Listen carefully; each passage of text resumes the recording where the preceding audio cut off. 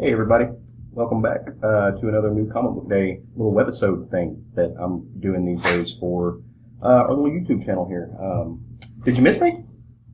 I missed you. Missed you guys a lot. I am back in our house, getting things set up as you can see. And so let's talk some comics. Some new books came out today. It was a light week. Not a lot came out this week that really grabbed me. No new number ones or kickoffs to any new series, but the continuation of a lot of books I'm really digging here lately. So it'll still be a fun week, although it is a light week. Came in under budget, which is always rock and roll. If you don't know who I am, or you're wondering who is this guy and why is he talking about comics and why should I listen to him, number one, I don't actually know that you should listen to me. But I am Caleb Alexander McKenzie, one of the illustrious co-hosts of the Southern Fried Geekery Podcast. You can find it on Libsyn, iTunes, Google Play, Stitcher Radio, even YouTube, where you're finding this thing at.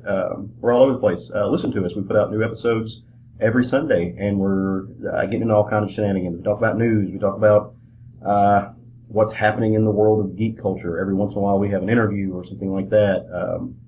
And we talk about comics, most importantly, first and foremost. That's our kind of love. Comics, manga, sequential storytelling. We're all about it.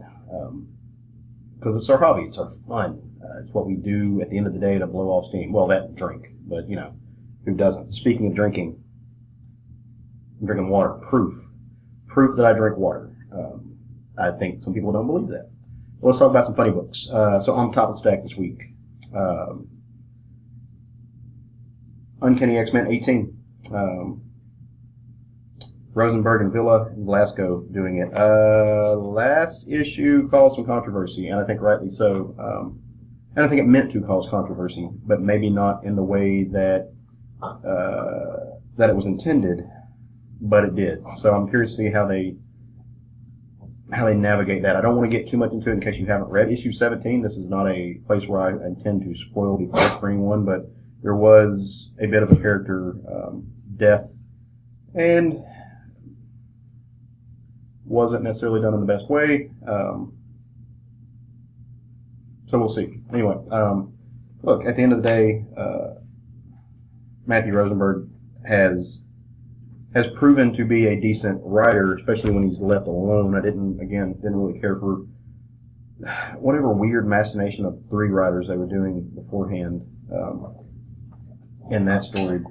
But I'm going to give, this has been really good, and they just announced, it's kind of for nothing, unfortunately, because everything's going to kind of recycle once Hickman gets his hands on it. He's in full control, which is fine. I knew that was going to happen, and I trust Hickman to tell especially the big grand stories that he's telling. I think it's a smart move when you're telling those high concept things to kind of limit what other people can tangentially do with the property. So, we'll see. I don't know. Grabbed a War of the Realms tie-in because they had some extra ones at my local shop. This one's the Giant Man, and it's written by Leah Williams and drawn by Marco Castillo, and it's got kind of all the Ant-Man analogs and characters. You've got Scott Lang, Raz Mahora, Giant Man, Tom Foster, and Eric Justin. It's a tie-in to one of the many tie-ins to the War of the Realms stuff that Marvel's doing right now. I'm going to check it out. I don't know much about it. It just seems fun. I'm hoping. I like Leah Williams from what I've read of her, seen of her. Always willing to kind of dive in. Plus, like I said, came under budget this week, so had a little bit of room, so threw a little extra one on the title. Bats, numero 71. Tom King, Mikhail Janin, and Forns on the colors. Hopefully we're done with that really sluggish, hoggish nightmare dream sequence that went on for about 3 issues too long. It's like a 6-issue thing. It was really more of a showcase to artists and to, I think, buy some time, but it felt a lot like filler. I didn't dig it. I see what they were doing there. I appreciate, conceptually at least, I'm ready for more action-oriented, plot-oriented Tom King, and not so much this exploration of the psyche of Bruce Wayne, what's bothering him, why he's having these nightmares, and why he's broken. We've got that before. move on. Time to move on. And hopefully they have. I'm going to check it out. It's Mikhail Janim's art, so even if it's not, it'll still be pretty to look at. Gideon Falls number 13. Jeff Lemire, Andre Sorrentino, Dave Stewart. One of the best horror books on the shelves right now. One of the best psychologically driven horror books. They're doing some really cool things, alternate universes, or maybe like just different versions, doppelganger universes. I don't know. Playing with the fourth and fifth dimensions of things.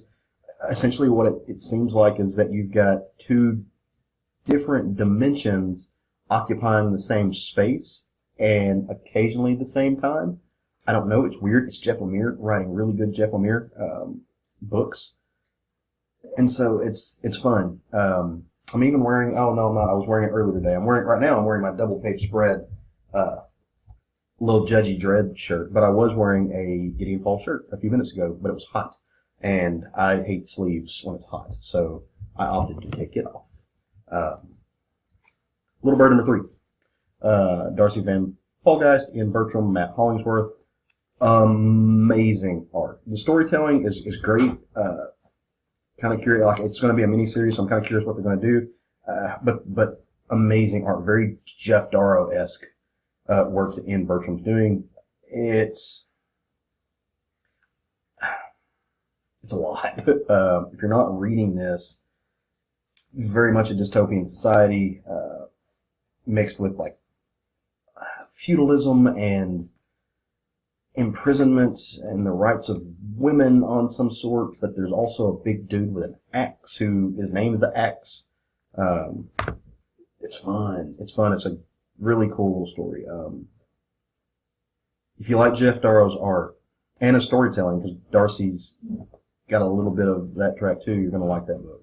I highly encourage you to read it. It's great. It's on the short list of my best artists for the year because of the work that he's doing. And the muted colors that Hollingsworth is doing just serve the story perfectly. Anyway, contextually speaking, it's a wonderful, wonderful story. All ages kind of stuff. Sabrina, Archie Forever, number 2, The Hated Witch. Written by Kelly Thompson, who that's enough of a reason to buy it because Kelly's just killing it on everything she does. I'm really sad that they've dropped her West Coast Avengers and also that Mr. and Mrs. X will be going by the wayside now that they've announced that they're giving full and unlimited control to Jonathan Hickman. But I've never been a big Archie fan. I've loved the horror stuff they've done. Obviously, Afterlife with Archie, Jughead the Hunger. Now I'm reading Jughead and Veronica. But I decided that I love the show Sabrina so much that I needed to see what was going on in it. So I grabbed this. Veronica and Andy Fish and Jack Morielli are doing the arts. I don't know anything about them. I'm assuming it'll just be very much within the Archie wheelhouse. So we'll see. I think it's an all ages book. At least the first issue felt that way.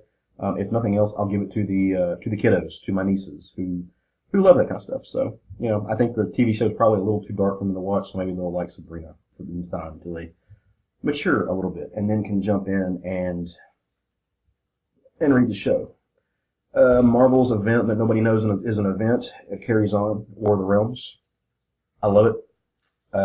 Russell Dodderman is taking no prisoners. He is crushing his enemies, seeing them driven before him, and really there's no lamentation because everybody just loves it. Jason Aaron was born to write large concept war stories.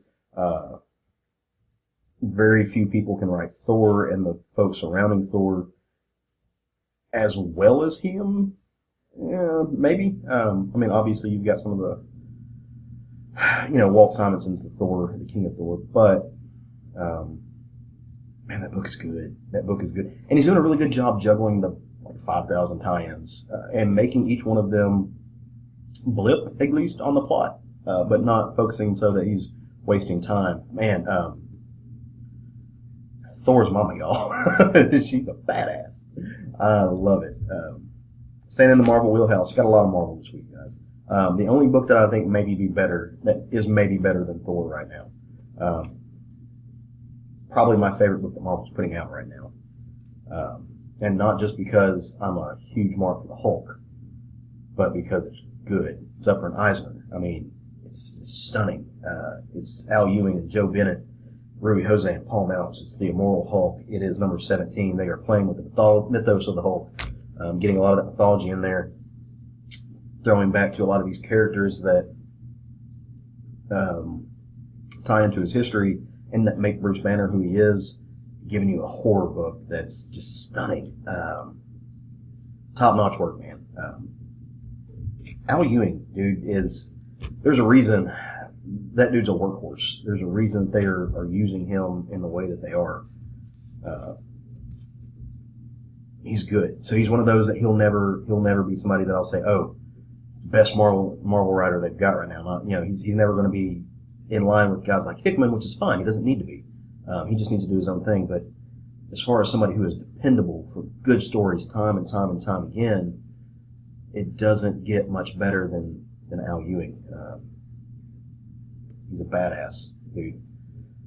Another guy who's really been surprising me lately, and I didn't even mean to, but I put 2 books of his in a row. Somebody that I think the past year is having the year of his career so far.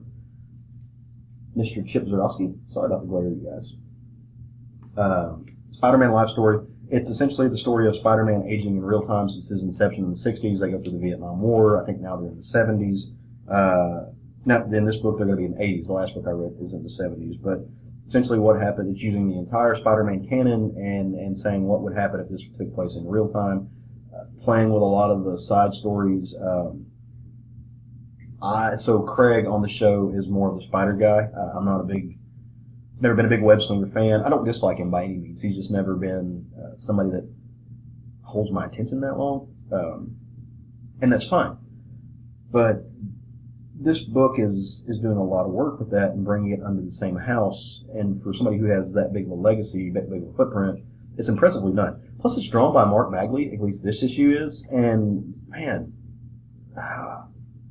Bagley's one of my favorite Spider-Man artists. Like, the work that he did on Ultimate Spider-Man, stunning. You don't get much better than that. So seeing him draw Spidey again is happy making. Zdarsky is also scribing the current Daredevil series, which I think has been fun. It's been dark. So the best Murdoch stories are when Matt's a little bit broken, and he's a lot broken in this. And Marco Cicchetto is killing it. He's the dude. His work is just inspired right now. He's using a lot. Like, he works with light so well in what he does, the way it lays out on the page. It's hard. You'd be hard pressed to really outdo him if he's on a book. There's some great homages to the work that Miller did when he was on it.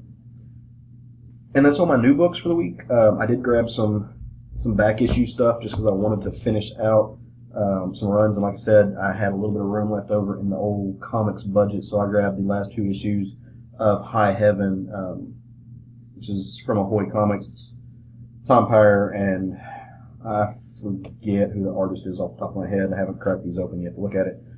Fun story. Guy dies, goes to heaven. It's not what it was all cracked up to be. He feels a little bit cheated. The rumors weren't true, and he's an asshole. He's a curmudgeon. So for somebody who's a grump like me, it's fun times. I'm slowly but surely finding these in the back issue bins, the Gargoyle series. Now, number 1 of this series was Paul Miotti and Amanda Connor. I don't know if this one was. Let's find out. I'll crack this one open. Gargoyles was my favorite cartoon as a kid. It was my favorite after-school series. I adored it. I slowly but surely am going to, I don't collect... No, it was penciled by Amanda Connor. Sorry. I don't collect any action figures, but I want the Gargoyle action figures. And Amanda Connor on art, okay, that's not a hard sell. She's Amanda fucking Connor. And then the last thing I got were The Girl Who Danced with Death 1, 2, and 3. This is part of a 4-part series. It's the same, based off the same work as, it's Stieg Larsson work. The Girl with the Dragon Tattoo, The Girl Who Kicked the Hornet's Nest, so on and so forth. I have all of these now. I have a full run. I'm going to read them, and should I find myself needing to send someone some comics goodness, I will gladly pass them on because I paid $1 an issue for them, and that's not bad. So far, I'm $12 into it, and that's worth it. Well, that's all the books I picked up this week. I'm about 15 minutes long. I'm out of school now. I graduated. Start law school in the fall, but hopefully this summer I'm going to read a shit ton of graphic novels and stuff. You can go on my Instagram at Council of Caleb if you want to see some of the books I'm reading, but definitely follow the podcast's Instagram page. It's at SFG Podcast.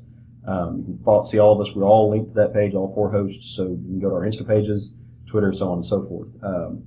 New episode's going to drop Sunday. We're going to do comics, so we'll talk about 5 different books that we have enjoyed throughout the last 2 weeks. I think you'll really enjoy it. I think we're doing a good job round tabling things. And other than that, go forth, love some comics. We'll see you next time, guys.